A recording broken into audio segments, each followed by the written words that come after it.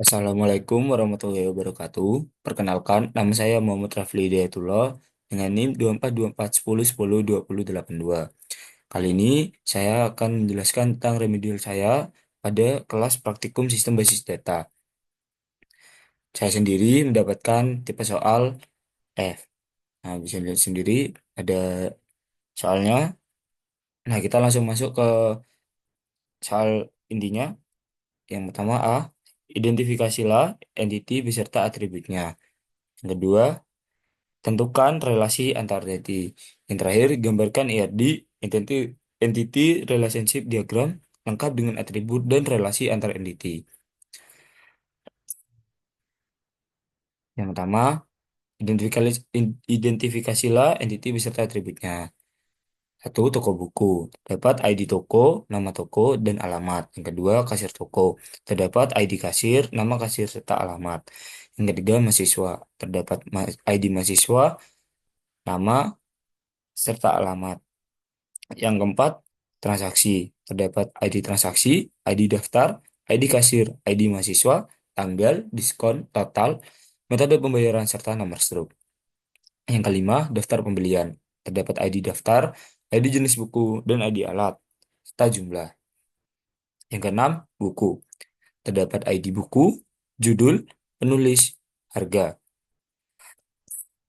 Yang ketujuh, penulis. Terdapat ID penulis, serta nama. Yang kedelapan, alat. Terdapat ID alat, nama alat, merek, dan harga.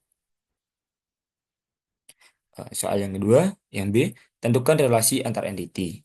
Yang pertama, toko, buku, serta kasir toko. Relasi sat- satu toko memiliki banyak kasir, bertipe one to many. Kedua, toko buku dan transaksi. Tipenya one to many juga, yaitu satu toko bisa memiliki banyak transaksi. Yang ketiga, kasir toko dan transaksi. Tipenya one to many, relasinya satu kasir bisa menangani banyak transaksi. Yang keempat, mahasiswa dan transaksi. Relasinya, satu mahasiswa bisa melakukan banyak transaksi. Tipenya one to many. Yang kelima, transaksi dan daftar pembelian. Tipenya one to many. Relasinya, satu transaksi memiliki banyak detail pembelian. Yang keenam, daftar pembelian dan buku. Relasinya, satu jenis buku bisa muncul di banyak detail pembelian. Tipenya one to many. Yang ketujuh, daftar pembelian alat. Relasinya, satu alat tulis bisa muncul di banyak detail pembelian. Tipenya one to many. Yang kedelapan, buku dan penulis. Relasinya, satu penulis bisa menulis banyak buku. Tipenya one to many. Yang C, nah ini terdapat gambarkan ya di relationship diagram lengkap dengan atribut dan relasi antara entitinya. Nah, di sini sudah saya gambarkan bagaimana penjelasannya. Hmm. Seperti yang di atas tadi, ada ID toko, nama toko, alamat. Terus yang di kasir toko dapat ID kasir, nama kasir, alamat. Terus yang di mahasiswa terdapat ID mahasiswa, nama, serta alamat. Terus yang di transaksi, nah ini yang paling banyak, terdapat ID transaksi, ID detail, ID kasir, ID mahasiswa, tanggal, diskon, total, metode pembayaran, nomor struk. Terus terdapat alat, eh, ID alat, nama alat, merek, dan harga. Setelah daftar pembelian, ada ID detail, jenis buku, ID alat, jumlah, serta buku. Terdapat ID buku, judul, penulis, dan harga. Yang terakhir, terdapat penulis, tak ada ID penulis, serta nama. Nah, ini untuk soal yang kedua, untuk data peminjamannya. Nah, ini permasalahannya ketika tabel di atas digunakan dalam sebuah sistem, ada berbagai kendala yang terjadi. Bisa ada kolom sulit yang diterapkan dalam sebuah sistem. Oleh karena itu, tabel tersebut harus diperbaiki agar dapat digunakan untuk menyimpan data yang dengan baik. Buatlah tabelnya menjadi mudah digunakan untuk dalam menyimpan data dengan normalisasi hingga 3NF. Nah, ini yang normalisasi 1NF, Pak. Sebenarnya cukup mirip, cuman di sini tetap ada bedanya.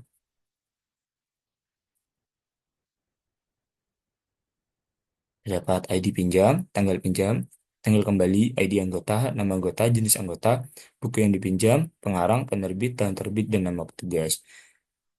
Nah, ini untuk normalisasi DNF. Nah, syaratnya sudah satu DNF dan semua atribut dan kunci sebenarnya tergantung pada primary. Jadi, eh, untuk yang DNF ini lebih disimpelkan lagi, yaitu ID pinjam, tanggal kembali, ID anggota, buku dipinjam, terus petugas perpus. Terus serta ini ada tabel 2 anggota, itu ID anggota, nama anggota, dan jenis anggota. Nah, ini kita dipisah lagi ada eh, tabel 3 yaitu buku yang dipinjam, pengarang, penerbit, dan tahun terbit. Jadi yang 2NF tuh lebih ke lebih simpel. Jadi cuman ini konteksnya dipisah-pisah. Normalisasi di KNF, syaratnya sudah DNF plus tidak ada tesis dependensi, yaitu tabel 1 peminjaman. ID peminjam, tanggal peminjam, tanggal kembali, ID anggota, petugas perpus. Terus ya seperti mirip pada tabel yang DNF, anggota dapatkan juga pada tabel buku. Nah, namun lebih ringkas daripada yang tabel 2NF. Memang yang 2NF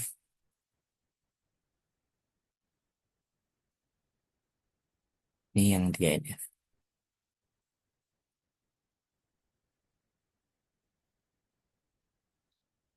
Sekian, terima kasih. Saya wassalamualaikum warahmatullahi wabarakatuh.